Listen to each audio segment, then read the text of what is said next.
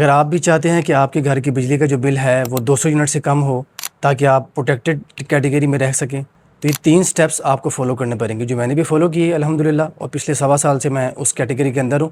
اور بل میرا جو ہے وہ انتہائی کم آتا ہے۔ تو سب سے پہلے آپ نے کرنا یہ ہے کہ آپ نے گھر کے سارے جو سیلنگ فینز ہیں، پنکھے ہیں، وہ آپ نے انورٹر پہ شفٹ کرنے ہیں۔ آپ نے انورٹر فین AC/DC فین جنہیں کہتے ہیں وہ آپ نے انسٹال کروانے ہیں۔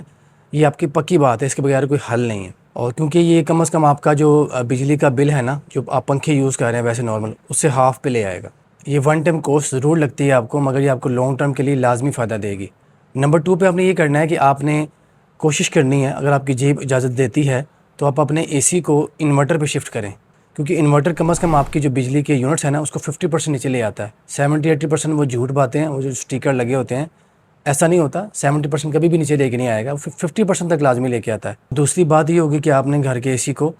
انورٹر پہ شفٹ کرنا ہے، اور تیسری سب سے اہم بات یہ ہے کہ آپ نے جو آپ کا فریزر ہے یا ریفریجریٹر ہے جس بھی سائز کا ہے، آپ نے اس کو انورٹر پہ شفٹ کرنا ہے۔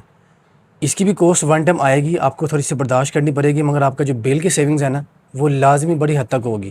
تو ان 3 سٹیپس کو فالو کر کے آپ بڑی آسانی سے اپنے بل کو 200 یونٹ سے کم لے کے آ سکتے ہیں، اور انشاءاللہ جیسے میں اس کو یوز کر رہا ہوں آپ بھی یوز کریں گے تو انشاءاللہ آپ کو بل میں واضح فرق محسوس ہوگا۔